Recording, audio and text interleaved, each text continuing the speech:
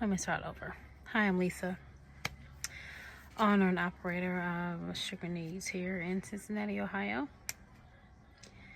That's where most of you, or how most of you know me.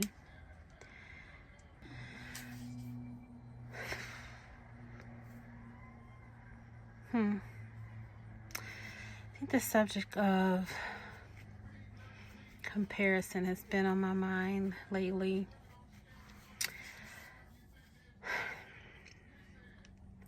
Social media calls it the comparison trap, or I don't know, so many other options, but a couple of weeks ago,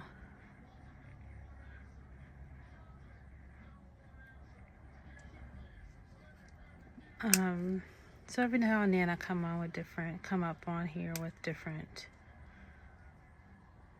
subjects of things that I am going through or have dealt with recently. And so comparison was one of the things that came up for me a few weeks ago. One of the statements that I made is comparison is a dangerous game, a dangerous tool. And for a long time, or for most of the time, you think when you say comparison, you think about comparing yourself to other people. Whether you're looking at someone else's marriage, hoping yours is like theirs, or someone else has a better car, better house, better job, better. In your eyes, it's better.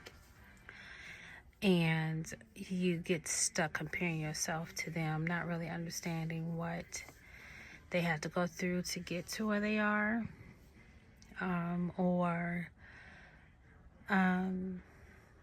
possibly what they were dealing with in their life at that time.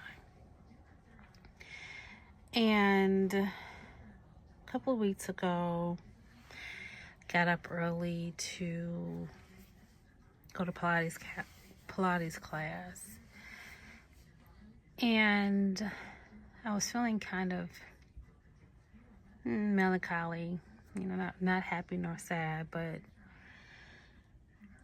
not really feeling the best about myself.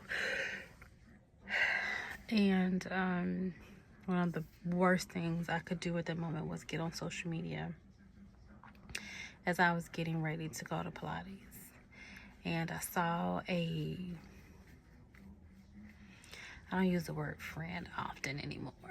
I would say a associate, someone I've known my entire life. And we're the same age. I think she may be a couple of months older than me. And she was in beautiful shape, right? And here I am dealing with perimenopause on a whole nother level. And I promise you, it came out swinging like the past few months, and really just kind of jacked up my whole image of myself and my body. Anywho, same day, I'm just like, man, I'm really struggling with this. How does she do it? And, all the things that make you compare yourself to someone else. So I went to Pilates class, and I actually had an awesome class. And even my Pilates teacher had commended me on my work in the class. And a couple of things happened that day. One, I had to realize that I don't know her story. I know her, but I don't know her story. And another thing God had to remind me is, it's a whole different ballgame when it comes to genetics. She's genetically made the way she is because I know her parents, both in great shape. Makes sense. There's a lot of factors that come into someone's life that makes them be in a different place than you. And the other thing that happened that day which is crazy, was I compared myself to me. And I know you're like, what? What are you talking about? I compared myself to the person I was in 2018. Like, I was in the best shape. Felt amazing. I was a new mom. Olivia was only maybe 7 months old. This was a year out after my surgery.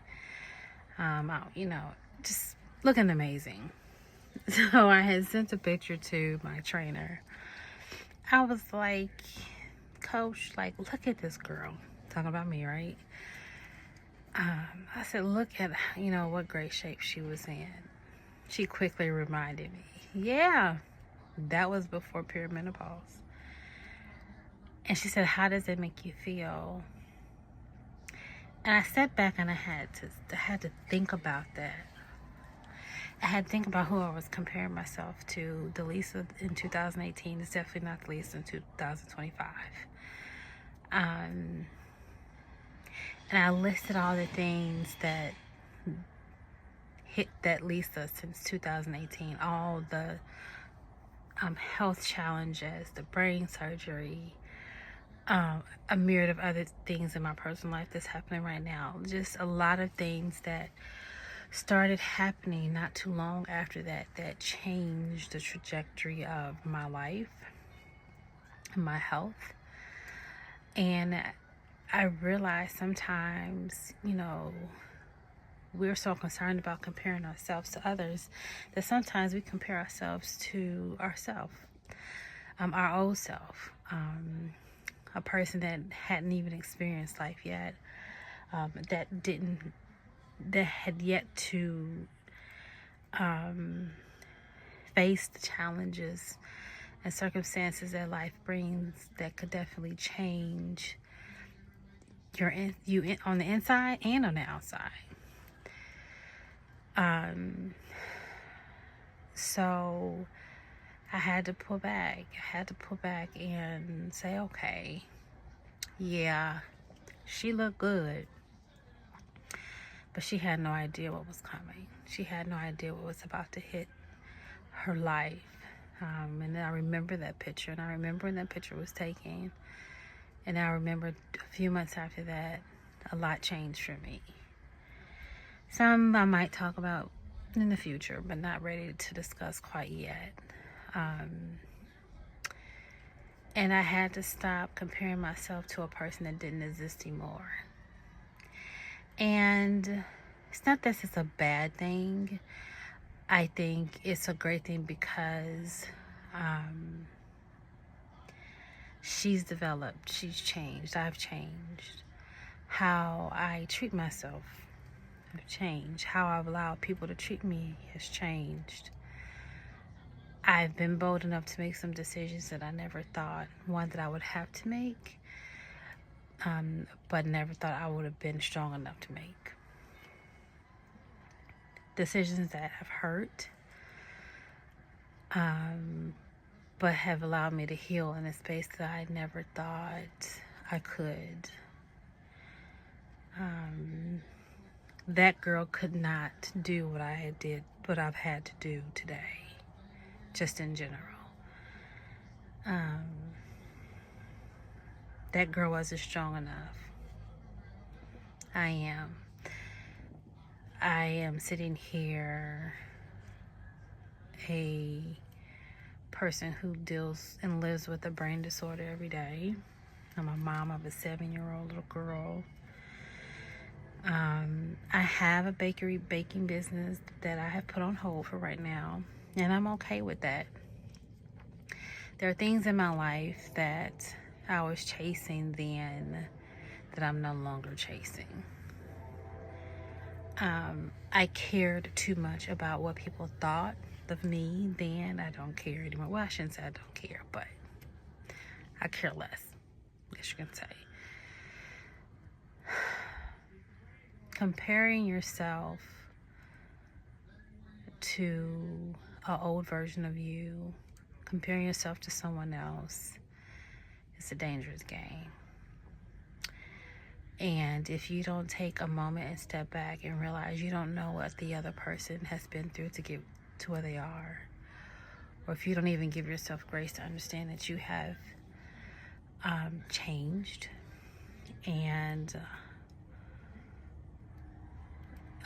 life happenings can change you inside and out, you can get stuck trying to be that person again and get frustrated with yourself, get angry, and that just holds you up. It makes you stuck, kind of like living in fear. Being too scared to move forward and move towards this new person that you're developing, or this new person is developing, however you want to put it. That's all I really have. So stop comparing yourself to others. There can be so many factors that make you different from them. And no one can be you but you. You were designed specifically the way God wanted you to be. Every hair on your head, the color of your eyes, the texture and the color of your skin, the curves on your body, your fingers, your toes, your fingerprints, your DNA. You are fearfully and wonderfully made. And one version, I think it was the Passion version, says that you are unmatched. I like that. I'm unmatched. You are unique. You have a purpose. God has a plan for you. His will for your life is perfect, good, and acceptable. So don't try to chase the old you. He's brought you too far for you to try to waste your time looking for that person again. And don't compare yourself to someone else, because he made them different from you. And what would the world be without you and me? So, I love y'all. That's my spiel for the evening. I hope you guys had a wonderful July 4th holiday with family and friends. And even if you were with anyone, that's cool too. I hope you had a resting and relaxing moment. Talk to you soon. Love ya. Bye.